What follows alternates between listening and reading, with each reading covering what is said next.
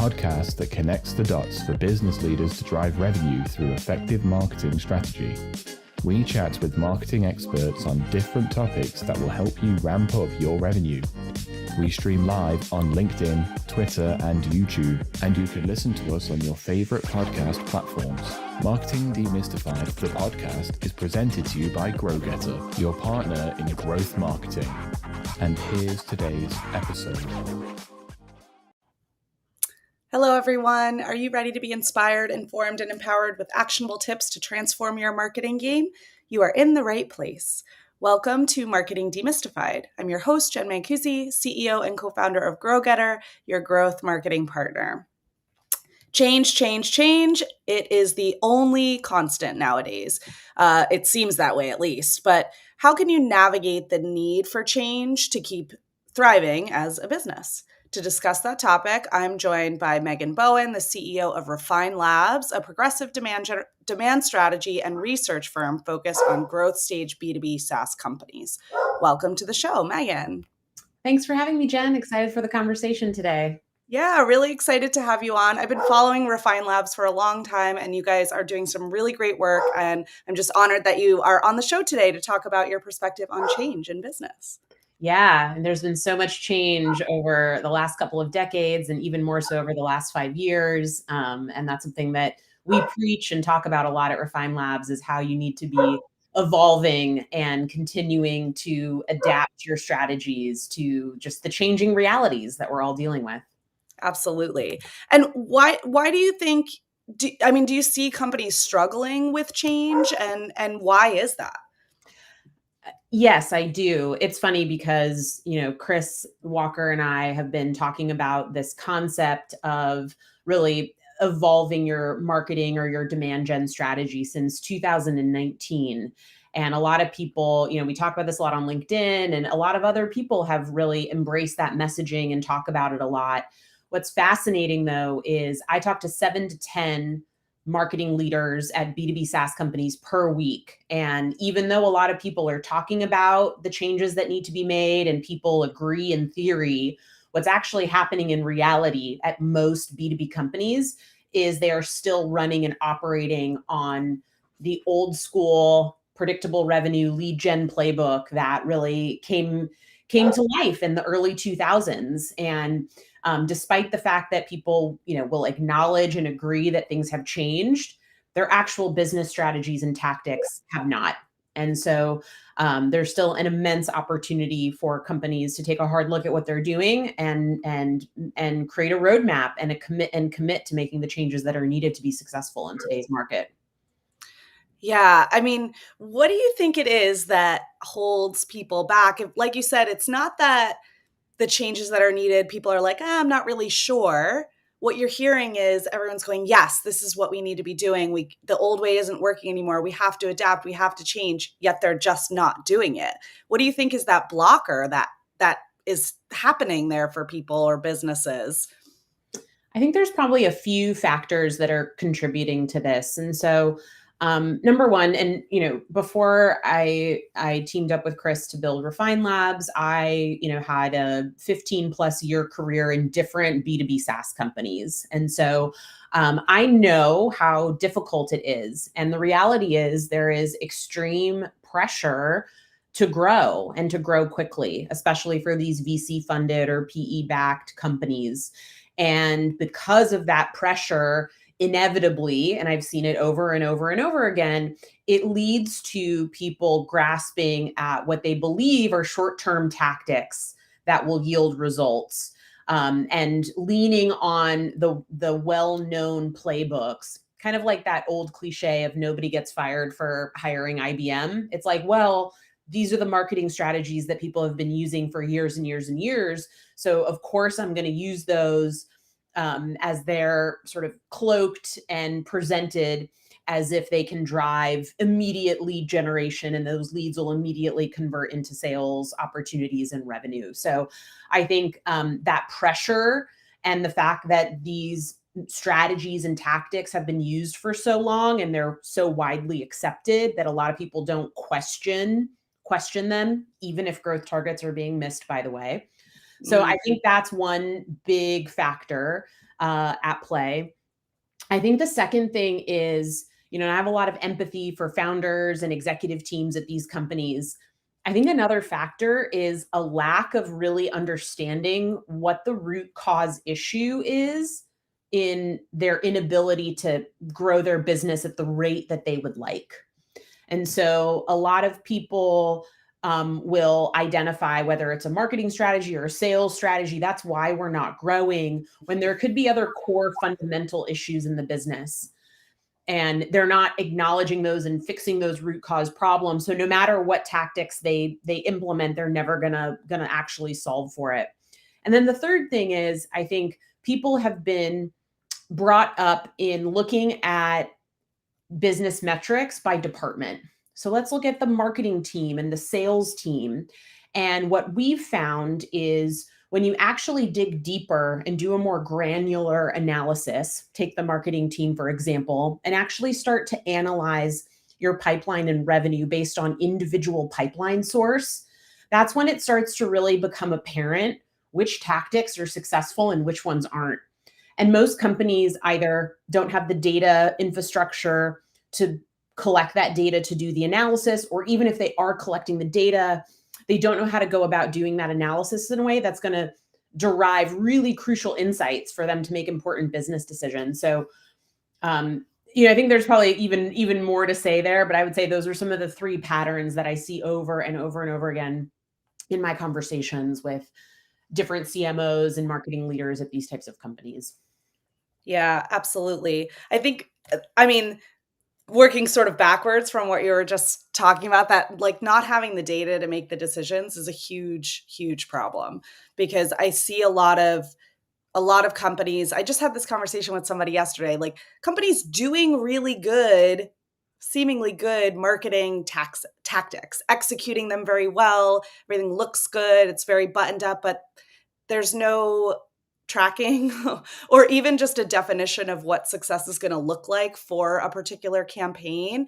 And then there's no like, everything is getting measured on vibes, right? This felt good. This felt like a good campaign. But when the infrastructure and the attribution modeling isn't there in place properly, there's no way to say what works better than something else, and then actually like invest in the things that work more. So there is this sort of like, what always has worked is the thing that we'll do because it feels good and it feels comfortable. And that lack of being able to measure it is what holds people back from experimenting and trying new things. Yeah. And I think also, or anchoring on measurement that doesn't matter is another common one. So the classic example, and we talk a lot, we try to simplify this concept in our own marketing at Refine Labs by sort of distinguishing between what we call demand gen versus lead gen. And so, we've done this analysis and this math on businesses. So, if marketing, for example, is, oh, you have to generate 1,000 MQLs this quarter, and marketing says, great, I'm going to develop a really great piece of content. I'm going to promote it on LinkedIn. I'm going to gate it. I'm going to require people to provide me their name and email address to get this piece of content. I'm going to spend a bunch of money on this trade show and build this booth, and I'm going to scan a bunch of people, and bam, 1,000 MQLs. But if you actually look at what happens with those MQLs, a really, really small percentage, I'm talking sub 1% of those MQLs or those types of leads will actually convert to a sales opportunity with any reasonable time frame. And that's because the people that are trading their email address for a piece of content or walking by your booth at a trade show and getting scanned aren't necessarily the qualified prospects that are actually looking to buy your product right now. And so, people will feel good, like, well, marketing hit their goal. It's sales' fault that they didn't close enough revenue. But the huge disconnect there is those 1,000 people weren't actually high intent qualified leads or buyers. And so when you start to actually segment your pipeline sources by, whether it's an event, whether it's a gated ebook, whether it's actually someone that goes to your website and completes your request a demo or talk to sales form, you're going to see dramatically different results with respect to conversion, to opportunity, as well as, total opportunity and total closed won revenue from those sources. And it makes logical sense. And what we see in every analysis is, of course, if people are coming to your website and raising their hand to talk to your sales team, those leads are going to close at a significantly higher percentage, much more quickly. That is a qualified buyer with high intent.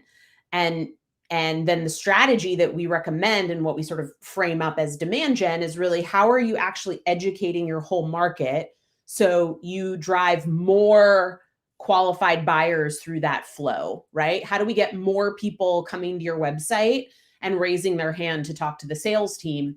That's what's going to dramatically impact pipeline and revenue figures, regardless of how many actual, MQLs or leads we have.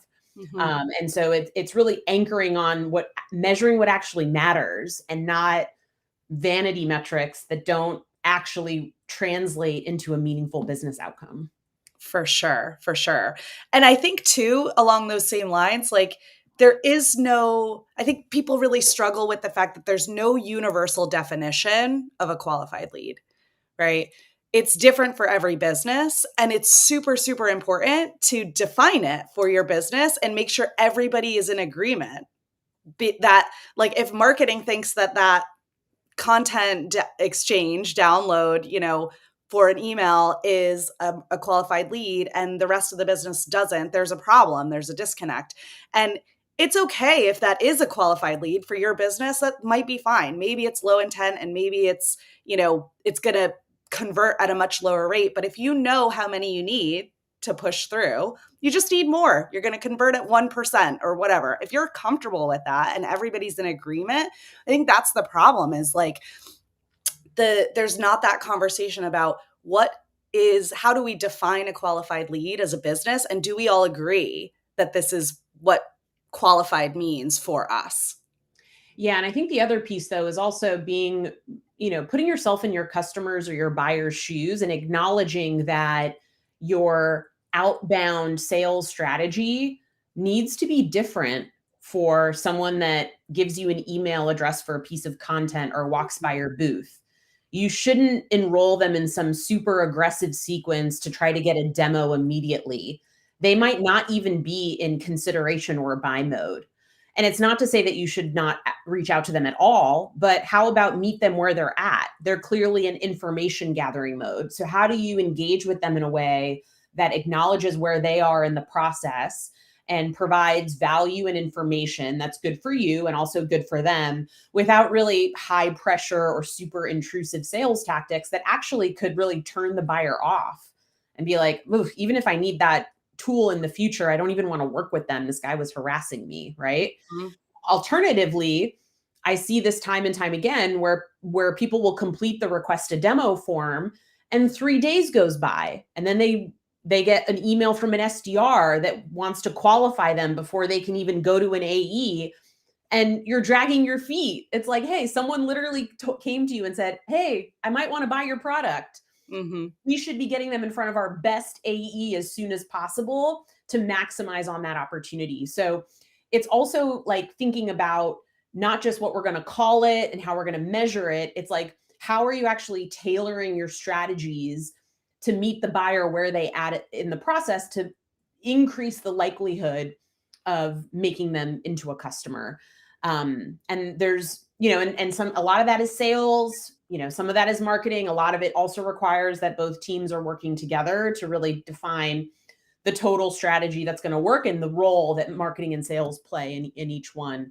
But that's another common thing that I see pretty frequently. And it's just, it's massive opportunity for these companies to make relatively straightforward changes in their strategies that could have a meaningful impact on their performance. Yeah, absolutely. I feel like people sometimes feel overwhelmed by the segmentation, right? It's like, well, how do we automate all of this stuff, right? Everything has to be automated and easy and just happen. And so how do we create these segments? And it's actually not that complicated to do it, but I think people are overwhelmed by the concept of it sometimes. Yeah. And I think the most simple strategies are often the most powerful, but I think again, it's almost like our generation has been trained that for something to be smart and effective, it needs to be sophisticated and complicated. And I think you made a great point on simplicity. I think simplicity and focus is underrated, and always serves businesses well if they are keeping those first principles top of mind. Yeah, for sure. For sure. And so now we've been talking about demand gen, and you mentioned, when talking about these sort of like these old tactics or tried and true, they're trusted, everybody's been doing it all this way for a long time. And, that's that sort of lead generation approach. Like, how do you define and differentiate between the two? What's the difference between lead gen and demand gen? So the way that I view the distinction between the two, when you think about lead gen, the goal is, how do I get like contact information to feed to the sales team for outbound sales cadences and outreach? And there's lots of ways to do that. We covered a couple earlier in this conversation, right?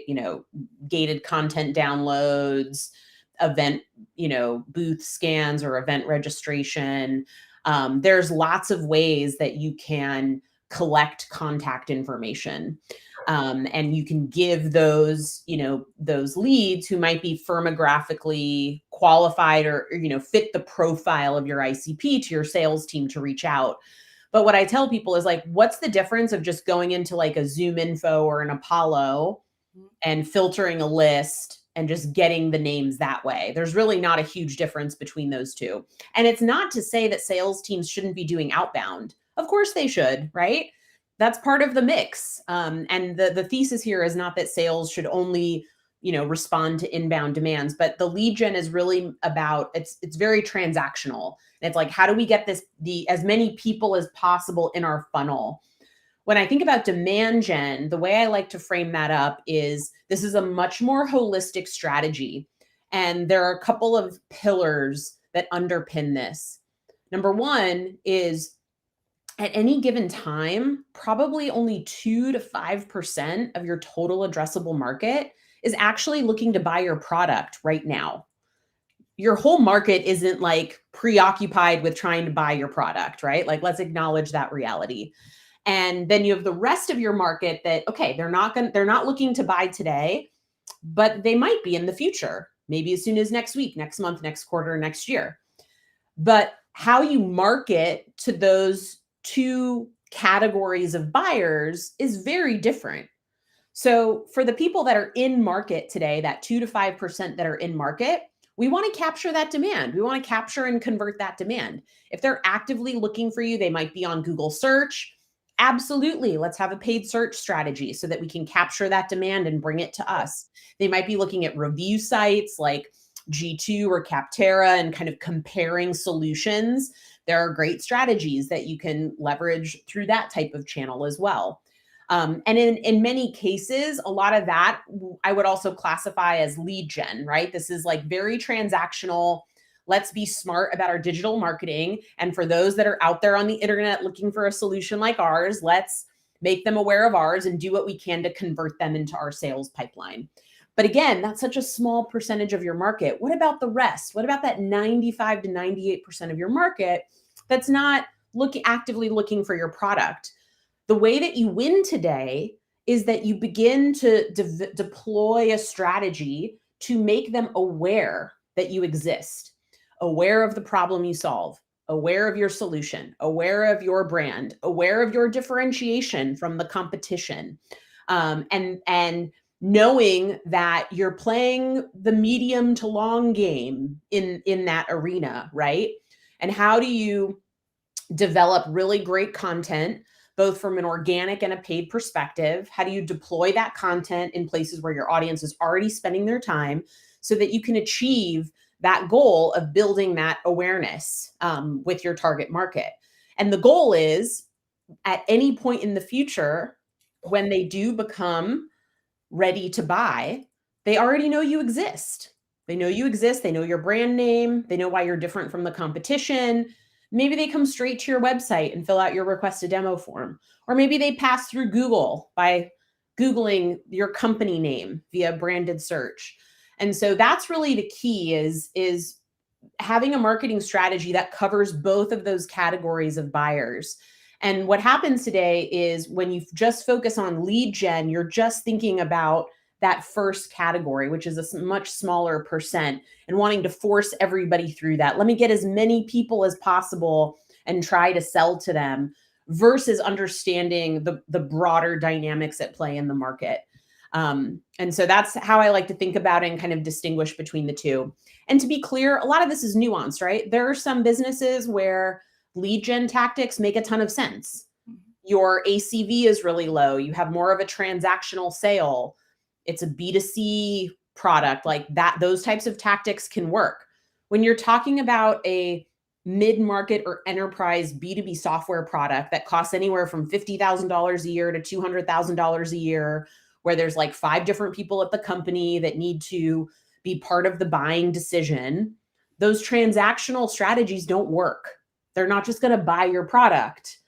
There's this whole process you have to go through. So it's not saying that those old school tactics don't work in any use case. That's not true, right? It's much more nuanced than that. But for the audience that we speak to and the customers that we work with, these mid-market and enterprise B2B SaaS companies, that's the overall approach they need to be taking to be successful. Yeah, I totally agree. And I think it's really important what you said. And even that like sort of percentage of like 2 to 5%, the lead gen tactics work for those 2 to 5% when they're ready, and finding them is the key. And there's so many different ways to do that today, different technologies and, or just simple platforms like you mentioned. But for the rest, it's being helpful and useful and positioning yourself so that when they are ready to buy, they know about you and they want to work with you, which is so important.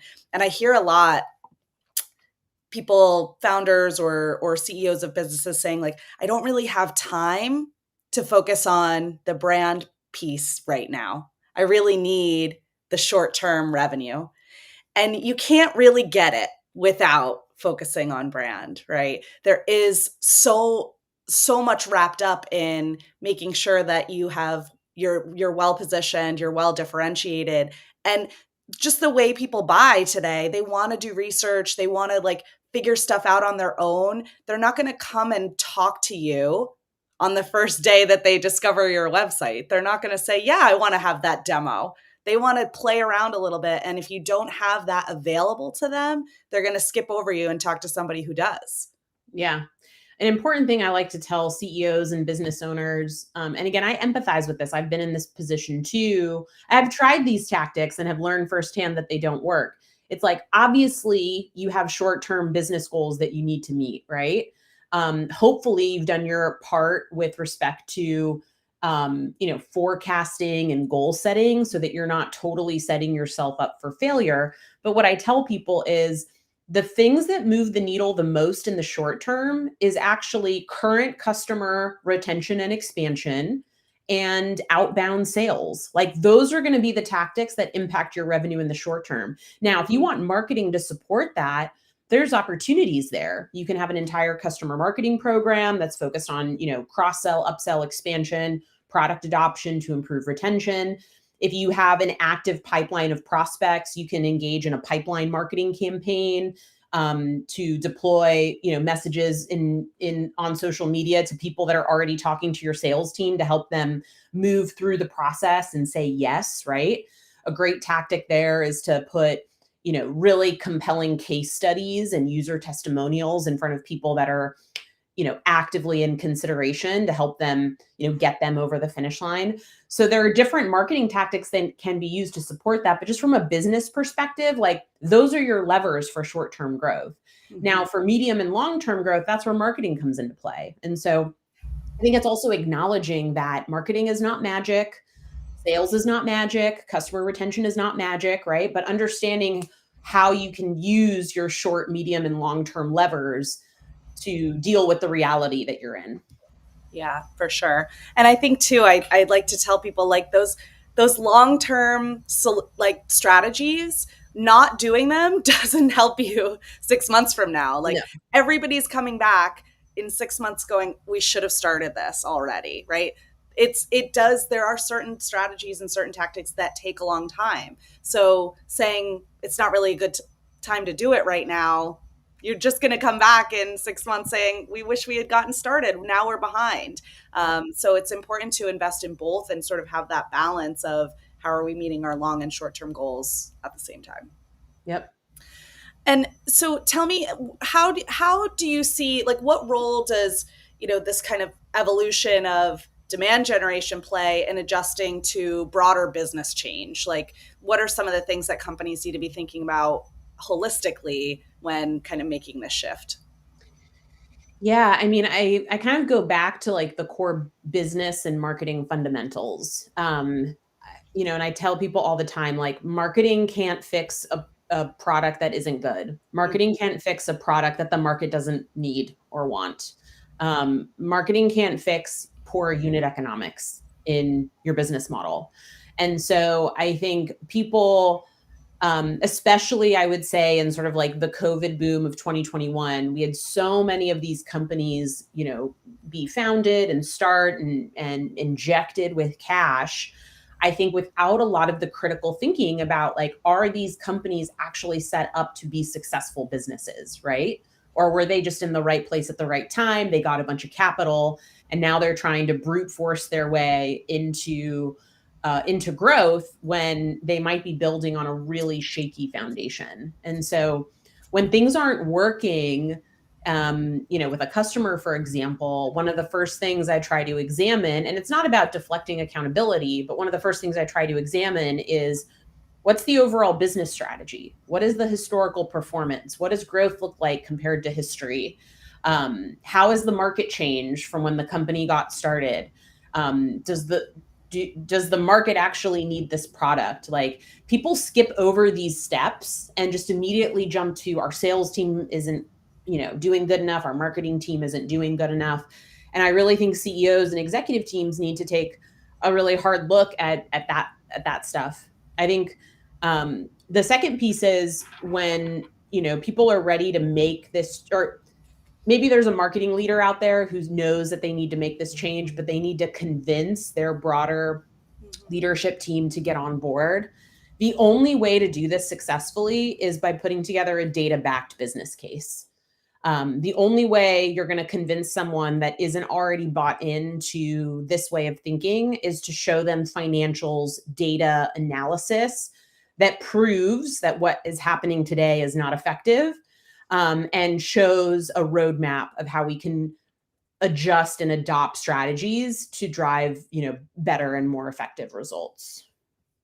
Yeah, that's such a great tip. I think anytime you kind of show up with evidence, it's much easier to get everybody on board to say, this is the current state of affairs, and this is where we want to get to and how we're going to get there. One other thing that's sort of popping in my mind as we're talking about this is, maybe the flip side of change. Like, there's a lot of, maybe sort of fundamental change that needs to happen with a lot of the way that businesses are approaching marketing and demand and bringing on new business. But what about the sort of balance of not too much change, like committing to change, but not being sort of all over the place? And, I've seen this happen a lot. You develop OKRs at the beginning of the quarter, and by the end of the quarter, they're not even relevant anymore because everybody's gone in a different direction. Like, where's the balance of change, but not too much? Yeah, we have this sort of like 3-phased approach that we like to take with our clients. Especially if you have a larger organization, you just have too much like organizational entropy happening to like move that quickly, right? So step one is always face reality, face and embrace reality. So this is doing that analysis that we've talked about, putting the business case together, getting the buy-in from everyone of like what's broken and where we need to, what direction we need to shift to. So that's really phase one. If you don't have everybody bought in, you're going to run into obstacles along the way. This part can take a while to not only go through the analysis and the business case preparation, but to actually really validate that everybody agrees and is on the same page with the new strategy direction. Phase two then is, how do we identify, 1, 2, or 3 biggest changes that we want to make that we think are going to have the biggest impact. And let's focus on only implementing those and leave everything else as it is. That might take 2 quarters, 3 quarters, a year, right? As you shift your digital marketing strategy or you shift your sales strategy. So commit to 1 to 3 initiatives and take as long as it takes to see that change through successfully. Once you've done that and you're beginning to see that repeatable pipeline growth, that predictable pipeline in revenue that every executive team and business owner wants to see, and you have successfully completed sort of phase 1 of the change, that's when you can begin the next phase, right? And say, okay, great. We were successful in that. Let's identify the next couple of initiatives that are going to continue to move the needle, and let's get those implemented to begin stacking growth. And so that's the overall approach to take. And I work with customers where they might have a huge SDR team and they're feeding them 2,000 MQLs a month.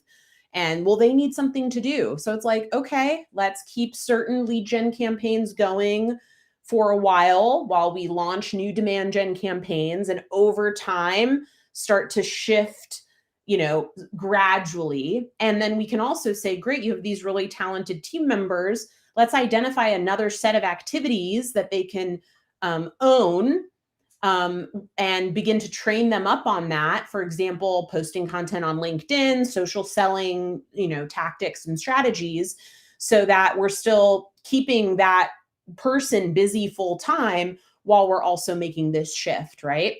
I get it. You can't make these changes overnight. And every organization is different, right? So that roadmap is going to be custom for every company, but overall, that's a good way to think about it. Yeah, I love that. I think that the thing that's interesting about everything you're saying is none of this is like, this is what marketing has to do, or this is what sales has to do. This is all very cross-functional, which is probably the recipe for success, but also not that easy all the time, right? Getting everybody sort of rowing in the same direction, especially if you are, a lot of times the move from that sort of old way of doing things is that you've got very siloed teams, or you're looking for marketing to solve a product problem, like you said, or something like that. So getting everybody, like you said, that buy-in takes a long time. And I think that cross-functional alignment also takes a long time in some cases.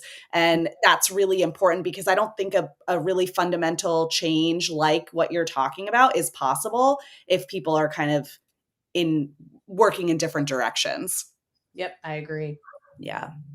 Well, I just can't thank you enough for coming on today and talking about all this. I think it's such an important topic. And like you said, everybody sort of like is in agreement. Yes, this is the direction we need to go. But I appreciate you giving some sort of tangible steps of how people can start to make these changes in their own businesses and focus on demand. So thank you for taking the time to spend with us today.